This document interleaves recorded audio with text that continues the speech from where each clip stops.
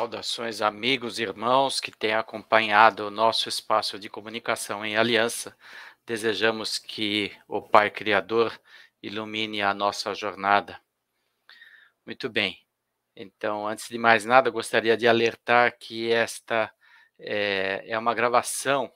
Nós hoje não temos condição de transmitir este programa ao vivo, né? Então estamos deixando programado para que ele seja exibido no horário previsto. Pedimos desculpas pelo imprevisto, mas convidamos vocês a deixarem sua interação, suas perguntas ou sugestões através do espaço de comentários, né, no chat do YouTube, do Facebook, tá bom? Que se for necessário a gente entre em contato ou acrescenta algo em outros programas, tá bem? Então vamos dar início aqui ao nosso encontro com uma leitura e uma oração, como sempre fazemos. Emmanuel escreveu a mensagem Terra, nossa escola. Contempla a beleza da terra, a nossa velha escola, para que a treva do pessimismo não te negreje a estrada, anulando-te o tempo na regeneração do destino. Não será fazer lirismo inoperante, mas sim descerrar os olhos no painel das realidades objetivas. Repara o sol, que é luz sublime e infatigável. O céu, a constelar-se em turbilhões de estrelas, novas pátrias de luz exaltando a esperança. A fonte, que se entrega mitigando-te a sede. A árvore generosa a proteger-te os passos. A semente minúscula abrindo-se em flor e pão. O lar aconchegante a guardar-te ditoso. Tudo no altar da natureza é prazer de auxiliar e glória de servir. Entretanto, muitas vezes trazemos em nós próprios tristeza e crueldade como tóxicos da vida. E renascentes do ontem, cujos minutos gastamos na edificação do próprio infortúnio, temos o coração como um pote de fel, aniquilando em nós as bênçãos da alegria. Não podemos negar a condição de espíritos prisioneiros, que se nos desdobra a experiência no corpo. Entretanto, é nesse cárcere oportuno e valioso que recapitulamos as nossas lições perdidas. É na veste da carne que tornamos ao adversário do pretérito, à afeição mal vivida, ao obstáculo que se fez resultado da nossa própria incúria. Não há na terra mal senão em nós mesmos, que é o mal da nossa rebeldia multimilenária diante da eterna lei, gerando os males que nos marcam a imprevidência. Descerremos desse modo as portas de nossa alma à luz da grande compreensão e, buscando aprender com os recursos do mundo que nos amparam em nome da providência, reajustemo-nos no amor que entende e auxilia, purifica e serve sempre, na certeza de que, refletindo em nós os propósitos divinos do bem que nunca morre, encontraremos desde agora, nas complexidades e nevoeiros da terra, o precioso trilho de nossa ascensão para o céu. Então, nas palavras de Emmanuel, encontramos aqui a advertência segura de que devemos encarar a existência com otimismo, não só como oportunidade de refazer nossos passos diante dos erros do passado, mas principalmente em sentirmos esta glória de servir junto com toda a criação. Então, nesse sentido, elevemos nossa oração ao alto, peçamos ajuda do nosso mentor individual, companheiro querido que nos acompanha em nossos desafios reencarnatórios. Nós agradecemos a ajuda, a assistência e a inspiração. Recorremos aos espíritos benfeitores de nosso lar, de nossa família, de nossas atividades no trabalho profissional, nos deveres como cidadãos e principalmente nas atividades como trabalhadores voluntários no ambiente espírita, no ambiente assistencial, pois os espíritos nos cercam, incentivando-nos a aproveitar a encarnação e, contando com eles, nós nos referimos às fraternidades do espaço, estes grupos de espíritos benfeitores que se organizam, em especial aqueles que têm trabalhado pela nossa aliança desde a sua formação. Nós recordamos a prece das fraternidades, que, em 3 afirmativas singelas, permitem que nós relembremos os nossos laços com os benfeitores espirituais, com o nosso Mestre e com o Criador. Nosso Divino Mestre e Salvador, fortalecei-nos e amparai-nos para que possamos lutar contra as forças do mal que tentam dominar o mundo. Veneráveis mensageiros celestes, auxiliares de Jesus, fortalecei-nos e amparai-nos para que possamos lutar contra as forças do mal que tentam dominar o mundo. Pai nosso, Criador nosso, fonte eterna de amor e luz, fortalecei-nos e amparai-nos para que possamos lutar contra as forças do mal que tentam dominar o mundo. Também nos ligamos a Ismael, dirigente espiritual do Brasil, ou aos dirigentes espirituais das pátrias onde estejamos vivendo e trabalhando para aproveitar a existência e contribuir com o nosso esforço, para que sintamos o convite feito pelo governador planetário a todas as nações da Terra para construirmos a sociedade com base nos princípios do Evangelho, ou seja, no amor ao próximo acima de nós mesmos. E por isso nos dirigimos a Jesus, para que Ele abençoe o nosso esforço, ajude o nosso entendimento das leis maiores e que nos acompanhe em oração, a oração que Ele nos ensinou para que possamos nos ligar ao Criador. Pai nosso, que estás nos céus, santificado seja o teu nome. Que venha a nós o teu reino e que se faça a tua vontade na terra como no céu. O pão nosso de cada dia dá-nos hoje. Perdoa as nossas dívidas como perdoamos os nossos devedores. Não nos deixes cair em tentação, mas liberta-nos do mal. Sentindo a bondade divina, nós iniciamos a tarefa desta hora.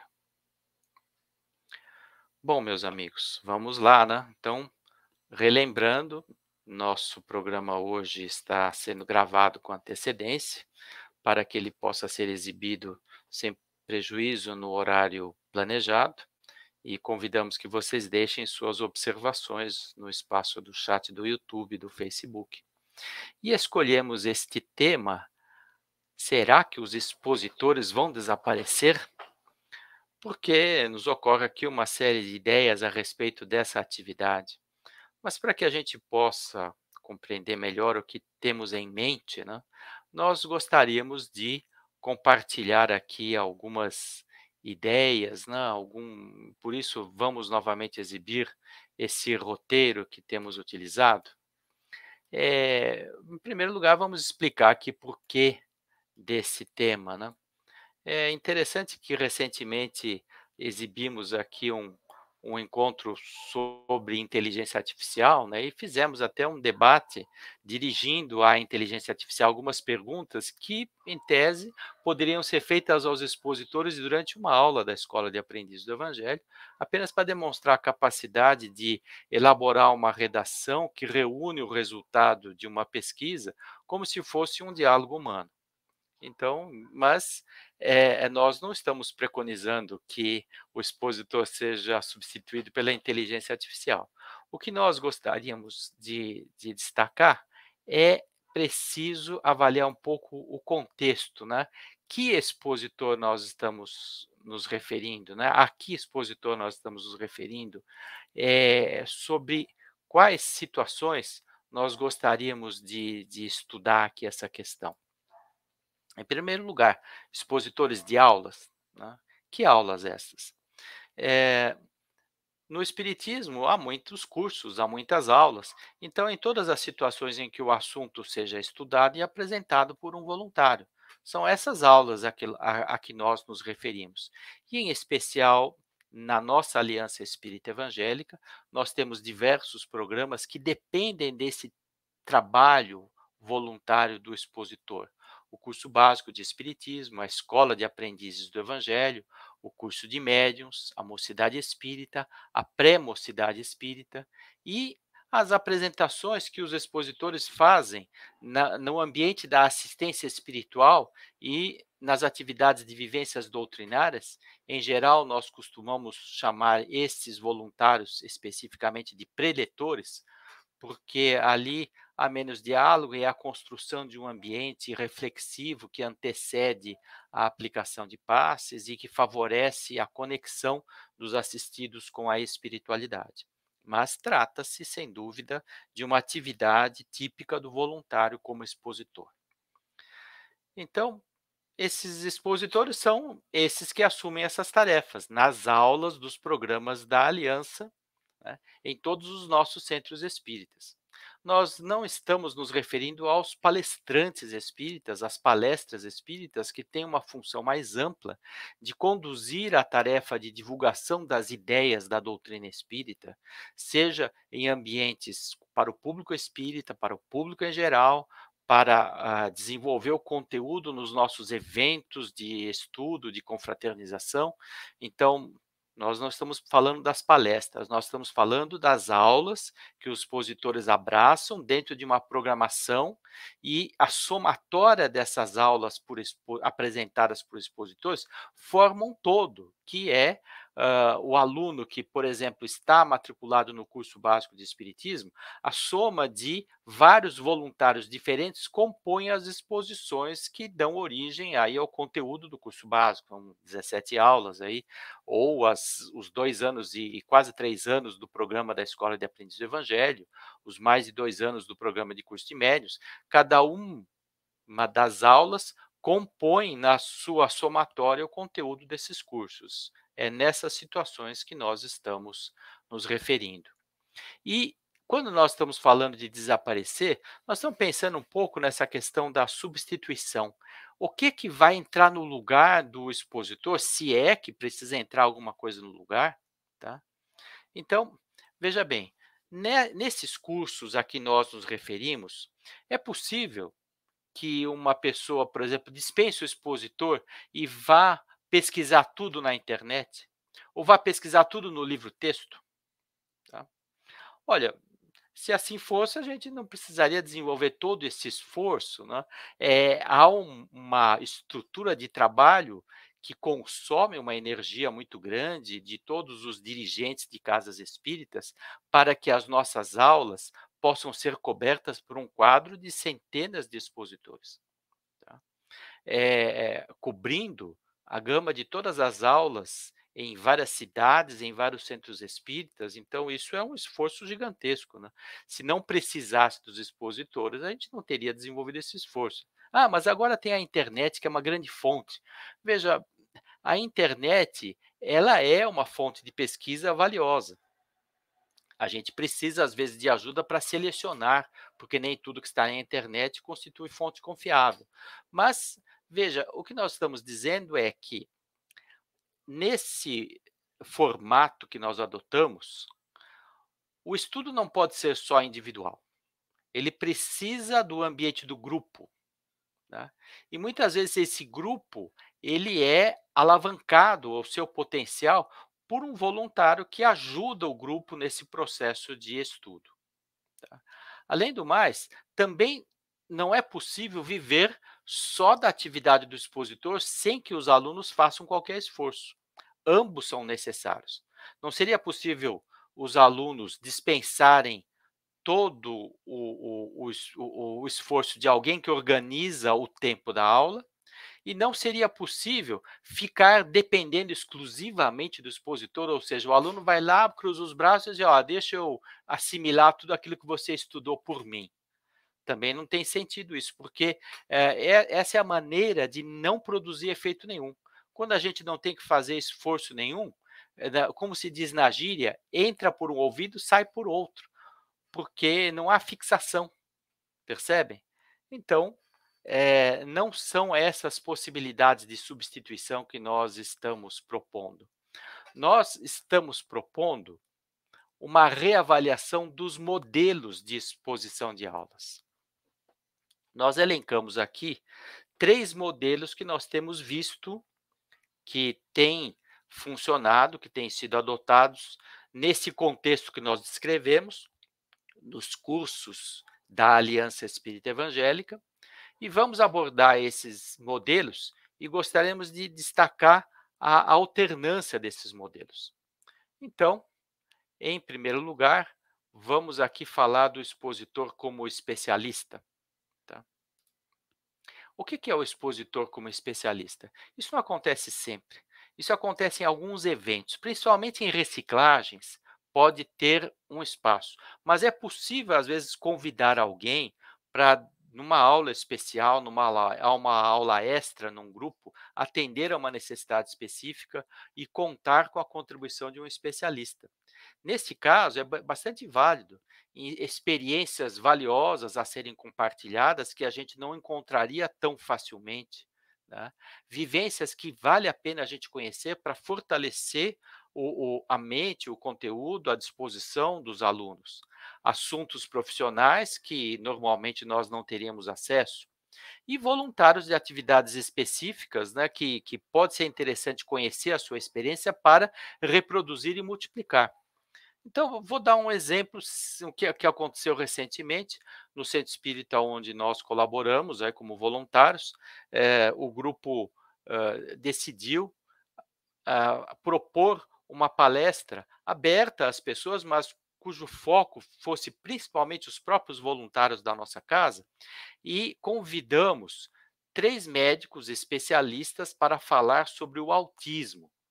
O que tem acontecido é que os entrevistadores da assistência espiritual constataram que tem se tornado mais frequente a ocorrência de casos de autismo entre familiares dos assistidos, e eles pediram uma fonte de informação confiável para se prepararem no caso de abordagem com essa experiência específica dos assistidos.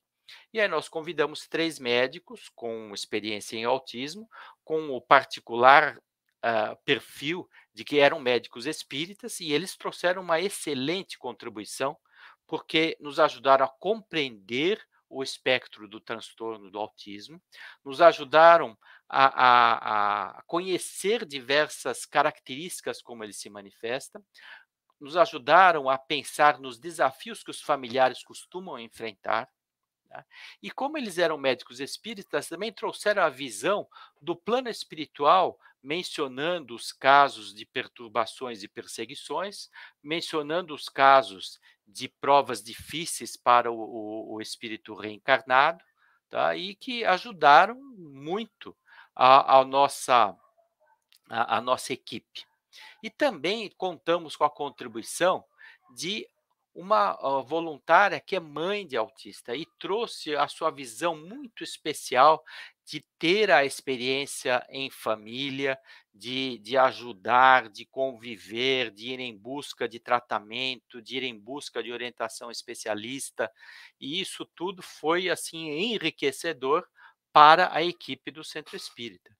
Então, esse é o caso de um expositor como especialista, praticamente não é disso que nós vamos abordar, mas eu queria relatar que é um caso de um expositor como um modelo de exposição que é útil para a atividade dos nossos centros e que vale a pena resguardar, preservar e utilizar com bastante, assim, sabedoria, né, com bastante proveito para os nossos voluntários?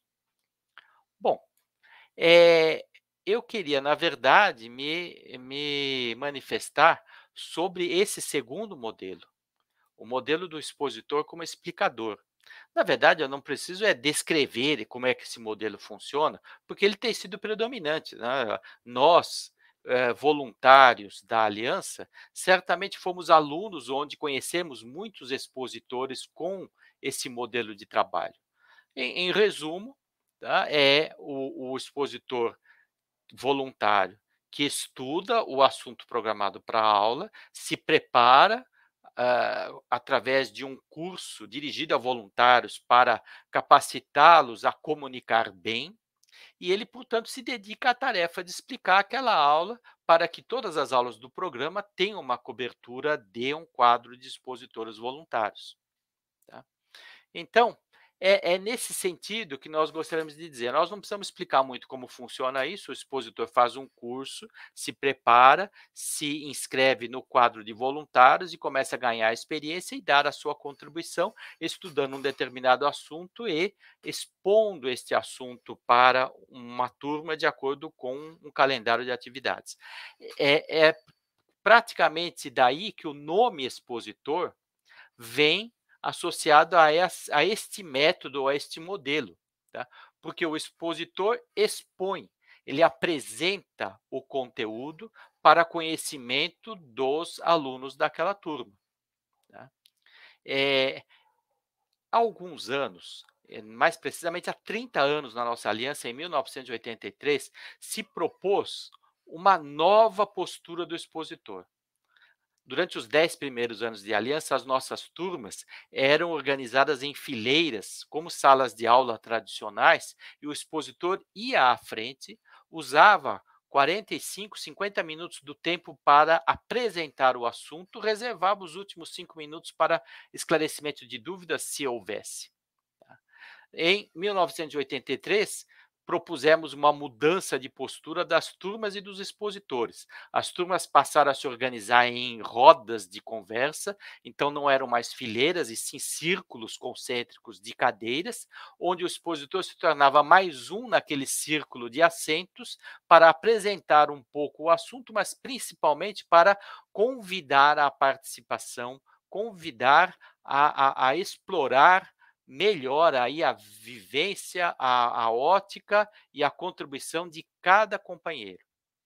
E nós até convidávamos que os expositores, então, passassem a desenvolver técnicas de se tornarem cada vez mais invisíveis para que o grupo aparecesse e aproveitasse aquele tempo todo. E o expositor, então, teria a técnica de fazer alguns comentários, mas não ter o predomínio do tempo. Entretanto, estas orientações, sugestões que foram perseguidas lá na década de 1980, 1990, acabaram nós, em aliança, acabamos nos acomodando a algumas experiências de alguns expositores que tiveram mais sucesso nisso. Eu creio que todos nós, como expositores, aprendemos a dialogar com a turma. Entretanto, penso que ainda está longe daquela ideia da nova postura do expositor, porque aquilo, na verdade, dizia respeito a isso que eu queria apresentar como um novo modelo, que é o expositor como facilitador.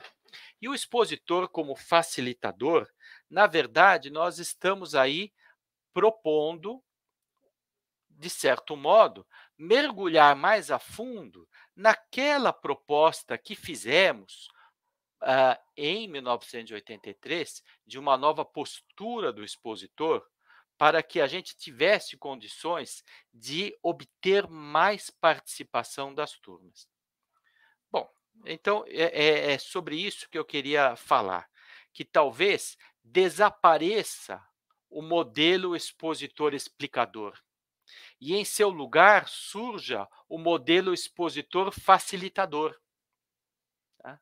Então, confesso que a primeira vez que eu ouvi referência a esta palavra facilitador, não me caiu muito bem, porque me parecia: "Não, mas nós não estamos aqui para facilitar as coisas para ninguém, no sentido de tornar as coisas mais digeríveis, mais mastigáveis, né. Vou até ficar nessa analogia. Vocês imaginem uma criança que desde a tenra idade come papinha, mas aí a criança cresce, já adquire a dentição, mas ela continua sendo alimentada com papinha. E ela vai até a vida adulta sendo alimentada com papinha. É óbvio que isso vai dar um problema de saúde, porque a conformação do ser humano não foi prevista para isso, tá. Então, o que eu quero dizer é que os alunos não podem ser simplesmente alimentados com papinha, tá. É preciso desenvolver um esforço de mente e de coração para os assuntos dos nossos programas, tá. Mas a ideia, depois que eu fui estudar um pouco melhor esta palavra, aí deu para perceber que a palavra fácil, ela tem um significado muito mais preciso, que é no sentido de factível.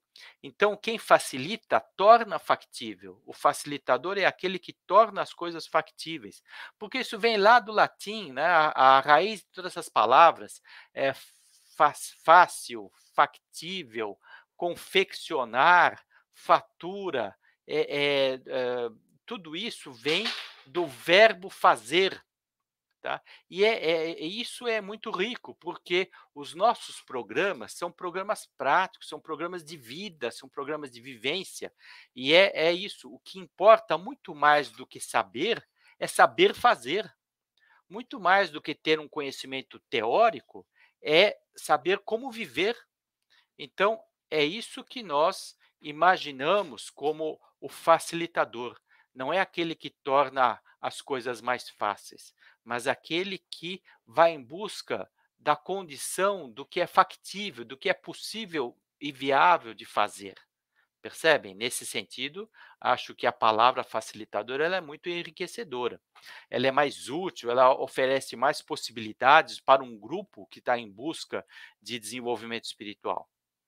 Então, esse modelo pode ser melhor utilizado com mais possibilidades, com mais frequência, porque esse voluntário com o perfil do facilitador, ele é o expositor que focaliza na força de um grupo e nas possibilidades de crescimento do grupo, muito mais do que em dar uma informação passiva e facilitar o acesso a fontes de consulta. Não é isso o papel do facilitador. Ele tem o seu foco de atuação na força que o grupo demonstra. E o que é força? Toda a capacidade de transformar o universo. Força é um elemento de transformação, tá? Então, eh eh, muda possibilidades, muda, convicções, muda também o grau de conhecimento, muda a disposição das pessoas e amplia as possibilidades. Se antes daquela experiência em grupo, aquelas pessoas tinham determinadas possibilidades de fazer, de realizar em suas vidas, depois essas possibilidades aumentam, porque começa a haver novas cogitações, novas ideias, um enriquecimento, uma criatividade, uma interação diferente entre os membros do grupo e entre essas pessoas e as pessoas que fazem parte das suas vidas. É nesse sentido que as aulas enriquecem, percebem? Então, este modelo do expositor facilitador, ele necessariamente é uma pessoa que é mais sensível. E é por isso que ele não monopoliza o tempo. Ele é sensível para dar a palavra às outras pessoas, para prestar atenção ao que os outros falam, para ouvir com profundidade as experiências das outras pessoas. E ele consegue contribuir sem monopolizar o tempo. Às vezes, falando menos, ele consegue falar melhor, porque ele dá destaque nas experiências, na vivência, e consegue, inclusive, perceber a ótica, os olhares das pessoas. Às vezes, vai surpreender com uma abordagem que ele mesmo não tinha pensado, ou então ele vai contribuir com uma abordagem que pode se afastar do sentido de evolução, tá? Mas ele não vai fazer isso de uma maneira forçada, e sim oferecer uma possibilidade de visão para que as próprias pessoas assimilem, que é muito mais efetivo do que quando você fala, você tem que pensar assim e fazer assim. Tá? Então, Dentro desse perfil, queria falar de 3 aspectos mais técnicos da pedagogia, tá, que certamente os nossos companheiros que adotaram a atividade de exposição de aulas vão investigar, e a internet, nesse sentido, tem que se constituído numa fonte rica de informações para que possam aperfeiçoar essa abordagem. Primeiro, queria falar da abordagem rogeriana. Para nós, na Aliança, falar de Carl Rogers é algo que nos enriquece muito, porque os fundadores da Aliança também foram fundadores do CVV, Movimento de Prevenção do Suicídio, cuja metodologia, cujo princípio de pensamento é baseado nos trabalhos do Carl Rogers, psicólogo americano, que desenvolveu uma técnica conhecida posteriormente como terapia centrada no paciente. Ele, psicoterapeuta, ele saía do pedestal de especialista, dava a volta na mesa para se sentar do lado do paciente, para ouvir o paciente, para aprender com a vida do paciente, e descobriu que, mudando de abordagem, sentando-se ao lado do paciente, magicamente, entre aspas, começava a surgir uma força vinda de dentro do paciente que ajudava com mais eficiência num processo de terapia, de equilíbrio, de força, mais do que na posição do especialista, que ouve de uma maneira distante. Não, eu sou especialista, você é o paciente. Tá? Ele inverteu essa abordagem, dizendo assim, ó, nós dois somos pessoas em aprendizado. Percebem? E essa é a riqueza da abordagem rogeriana. Mas eu estou dizendo isso porque, posteriormente, o próprio Carl Rogers percebeu o potencial dessa abordagem para a pedagogia. E, com a ajuda de vários pedagogos, ele utilizou a psicoterapia centrada no paciente para descobrir a pedagogia centrada no aluno. Tá?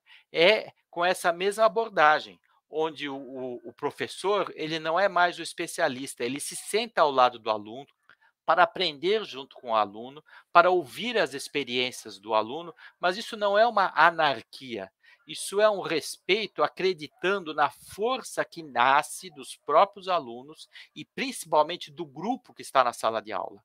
Tá?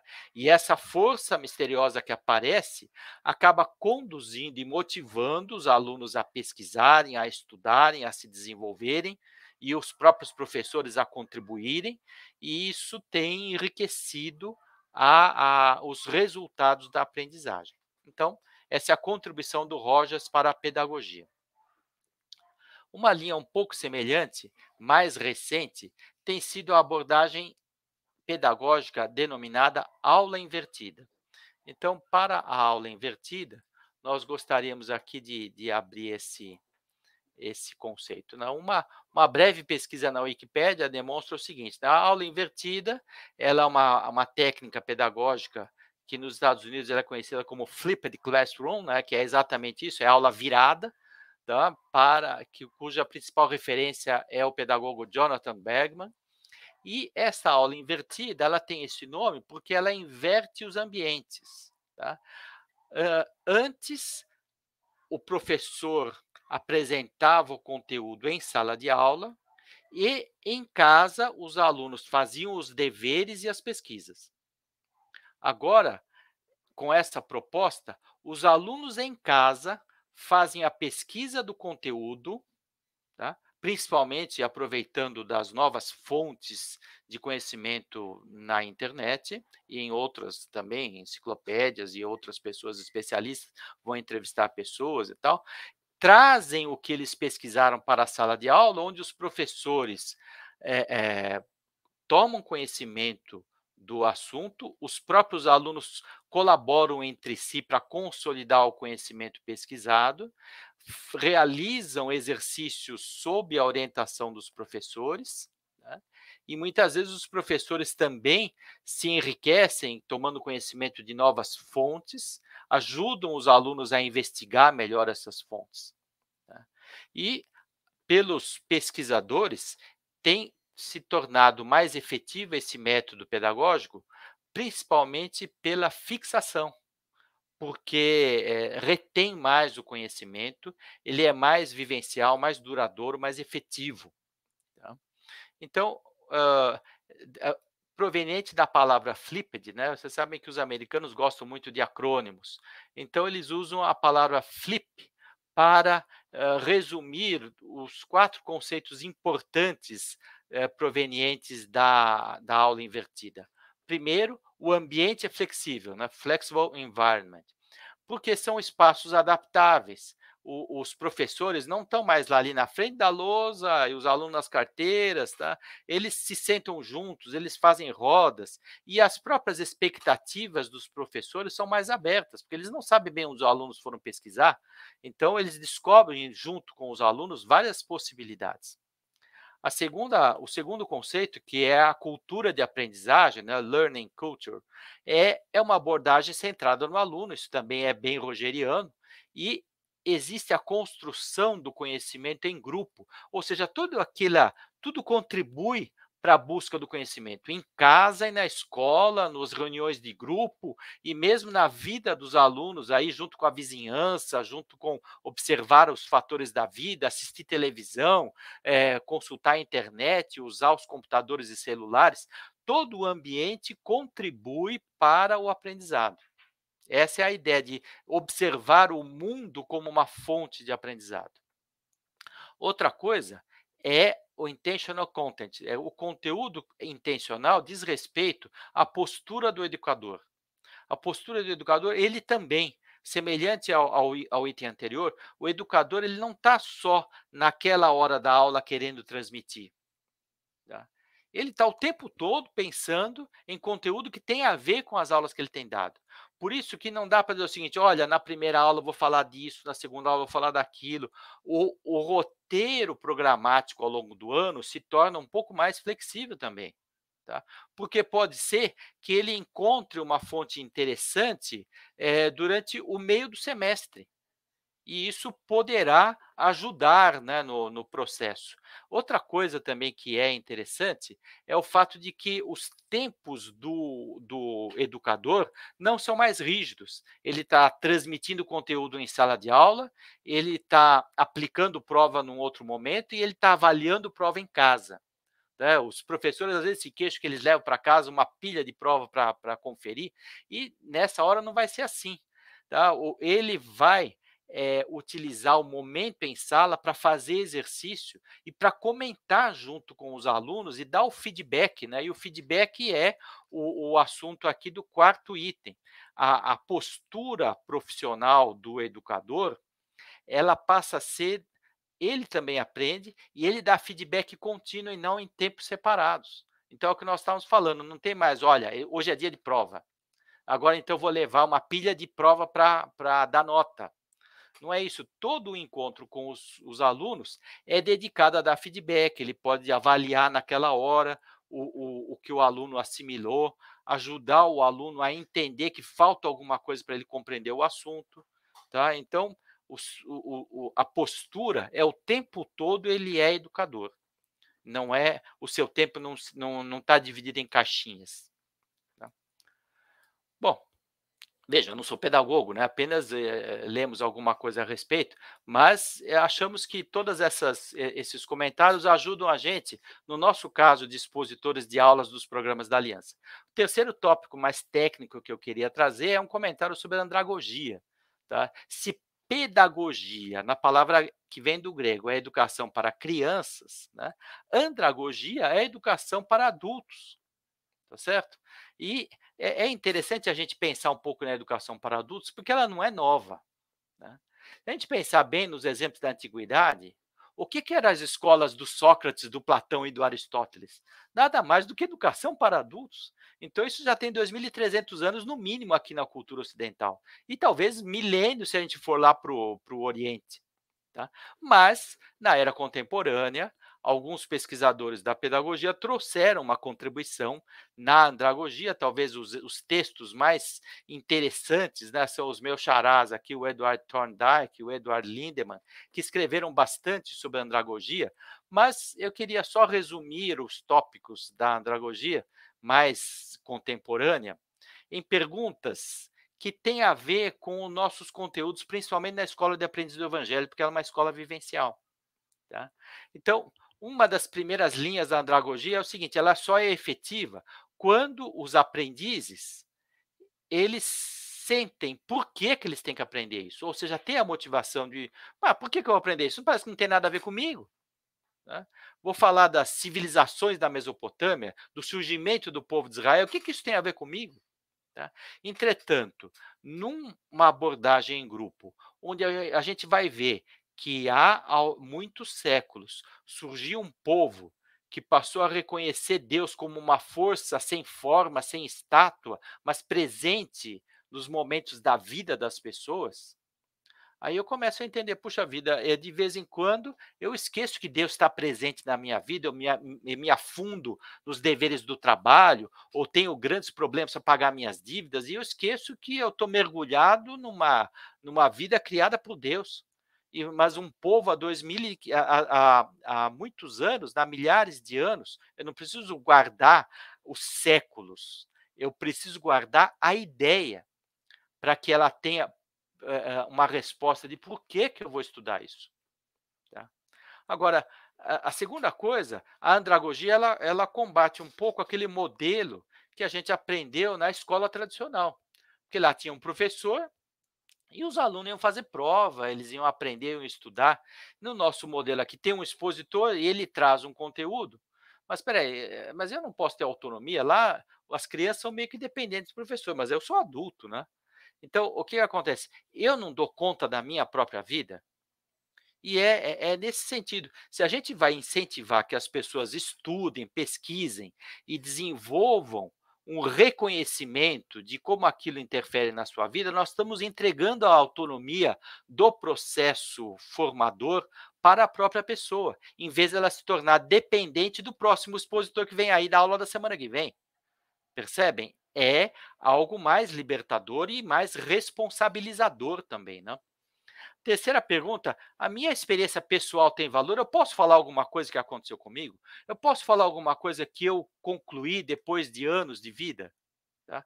Claro que pode, é muito bem-vindo na abordagem andragógica que as pessoas falem de si, falem da sua experiência, falem do seu histórico de vida, porque isso certamente contribui com o grupo, tá. Eh eh que problemas que isso vai resolver? Eu estou aqui cheio de problema, estou com dívida para pagar, estou com problema na minha família, como é que isso vai me ajudar? Tá? Porém, quando a gente trata de assuntos espirituais e compreende as fases e os processos da nossa vida, é muito provável que encontremos conexões entre os assuntos de uma aula da escola de aprendizes e problemas que eu estou vivendo. Tá? Então, pode ser, por exemplo, que a gente vá ter uma aula sobre o Apocalipse, né? E o Apocalipse tem aquelas figuras simbólicas, etc. Mas a gente começa a pensar que aquilo é um apelo para eu me preparar para uma vida mais elevada. Tá? Então, isso pode me dar uma noção de superação dos problemas, considerando que os problemas da vida são transitórios, mas a humanidade e o planeta estão sendo convidados a se superarem. Tá? É, então, isso pode também se aplicar no contexto da minha vida. Né? Eu posso dizer, assim, mas eu sou um mero funcionário apertador de parafuso numa linha de montagem. Não, nós somos seres humanos que compreendemos que estamos encarnados para nos desenvolver, e todo desenvolvimento é útil, e até mesmo observar que a rotina tem grandes qualidades, que ela me ensina disciplina. Entretanto, eu não posso simplesmente apagar a minha mente por causa da rotina. Eu preciso valorizar o meio de trabalho, preciso valorizar a convivência com os colegas. Isso tudo os nossos programas podem ajudar. E será que isso então contribui com o meu sentido de vida? É uma questão andragógica que tem tudo a ver com os nossos programas. Eu estou encarnado para evoluir, para cumprir o meu papel na lei divina do progresso, que é uma lei universal. Então, isso me dá um propósito, um sentido de por que eu estou aqui, por que eu existo, por que eu vivo. Tá? Então, as questões existenciais, elas são típicas da andragogia. também são típicas dos nossos programas, né. Então, quando eu falei da abordagem rogeriana, esqueci de mencionar que o nosso programa da Escola de Aprendiz do Evangelho, por exemplo, tem 6 encontros, para exercício de vida plena. E o exercício de vida plena é tipicamente uma experiência rogeriana, né. Convido que os expositores que queiram, conhecer melhor o assunto, procurem, por exemplo, no livro do Carl Rogers chamado Um Jeito de Ser, onde há muitos depoimentos e descrição de experiências coletivas, tá. A gente vai notar de onde veio o exercício de vida plena. Ele fazia exercício de vida plena ouvindo grupos de 5 pessoas e ouvindo grupos de 1.200 pessoas, onde era possível criar um ambiente sem ameaça, de confiança e de abertura entre 1.200 pessoas. Isso é uma coisa maravilhosa. Então, essa experiência do Carl Rogers, lá descrita nesse livro Um Jeito de Ser, é Tornar-se Pessoa também é um outro livro que é um pouquinho mais técnico, mas também tem muitas descrições dessas experiências que inspiraram a a a inclusão das aulas do exercício de vida plena. Bom, e eu queria concluir aqui dizendo o seguinte, né, imagino que o expositor como facilitador é um modelo, tá, que tem condições de substituir com mais eficiência o modelo do expositor como explicador, tá. Penso que, se um expositor vai desaparecer, é aquele que utiliza unicamente o modelo explicador. Então é esse tipo de expositor que pode desaparecer, né. Lembrando que o facilitador é aquele que torna as coisas factíveis, ou seja, que está empenhado no fazer, no viver a vida, no aplicar os conceitos dos nossos programas na vida prática das pessoas, tá. Então, esse expositor facilitador, ele não é o especialista que está lá na frente enquanto os outros estão falando, os outros estão ouvindo. Tá? Ao contrário, ele é um companheiro, ele estuda junto com as pessoas, tá? E em geral antes. E quando ele está se preparando, ele pode muito bem usar a técnica invertida, ligar para o dirigente da turma na qual ele vai dar aula daqui a 2 ou 3 semanas e dizer o seguinte: olha, seria bom que antes da gente se encontrar com a sua turma, o pessoal tivesse estudado esse capítulo, tivesse conhecimento deste livro, tivesse assistido este vídeo, tivesse tido contato com este programa na televisão, tá? Veja, pode ser que essa antecipação ajude o aproveitamento do encontro entre o facilitador e o grupo, tá? E ele vai contribuir com a sua visão e vai ouvir a visão que os componentes do grupo tiveram com essa preparação, tá. Então ele convida a antecipar o estudo, e ele convida na hora do encontro a compartilhar as vivências. Junte isso que vocês viram com a vida de vocês, tá, com o que vocês estão vivendo, isso lhes trouxe alguma inspiração, alguma informação, alguma motivação? Tá? Então, o expositor se sente à vontade para participar como um igual. Ele não tem medo de dizer, isso eu não sei. Ele não tem medo de dizer, isso eu não pesquisei. Tá? Na verdade, todos reconhecem o conteúdo como uma construção de vida, de pesquisa, de trabalho, de estudo, que todos têm o dever de fazer. E não apenas um o dever de pesquisar e os outros o dever de ouvir. Tá? Então, isso torna as pessoas mais próximas, tá? Tira aquele caráter de especialista, né. Então, e veja, às vezes o dirigente acaba fazendo uma propaganda inversa, dizendo: "Olha, vem um bom expositor aí na semana que vem", né, e aí isso cria uma expectativa e todo mundo então: então ele vai nos tirar todas as dúvidas e eu vim aqui só para ouvir", favorecendo um papel muito passivo, né.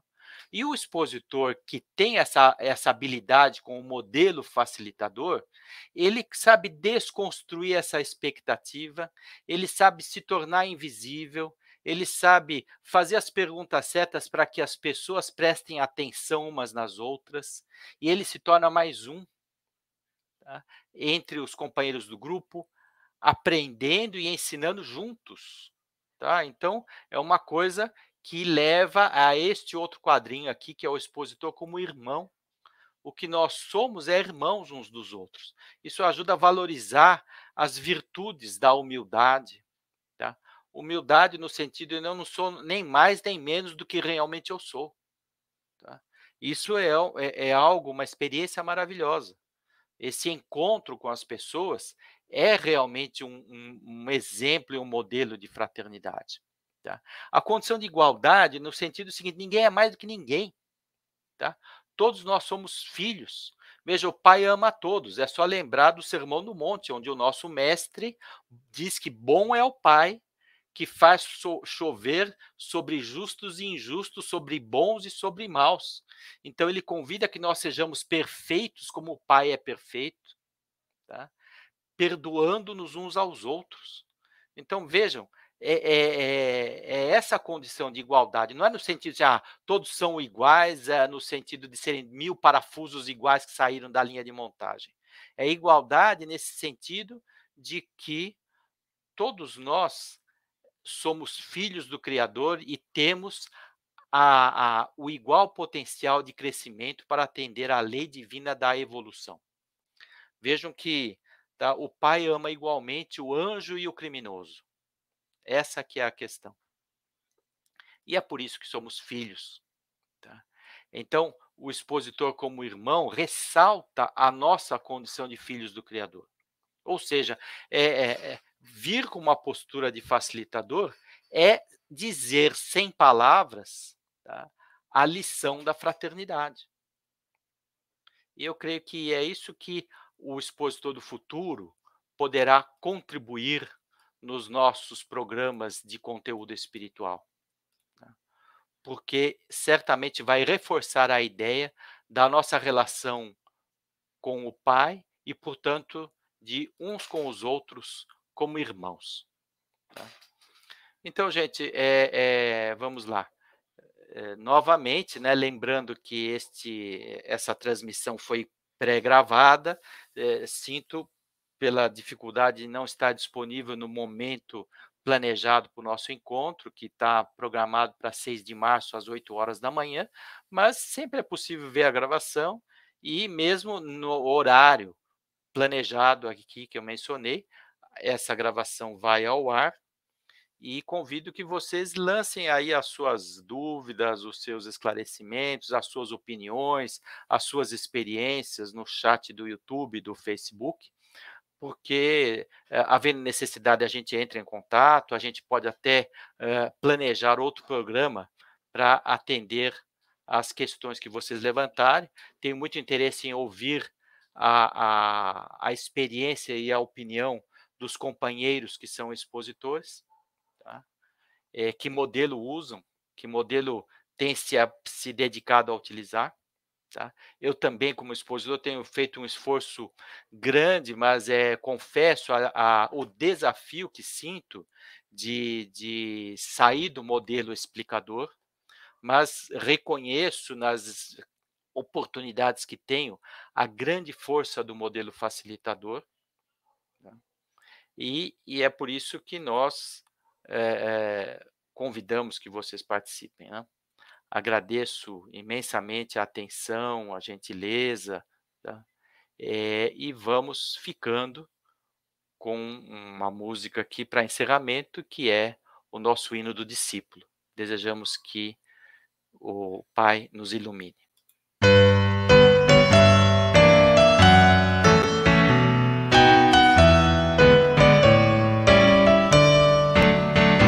Somos servos de Jesus, na aliança do seu amor, e a força que nos conduz é o Evangelho Redentor, aos testemunhos de amor. Dedicamos nossas vidas, nossas almas, sem temor, pela fé são conduzidas, virtude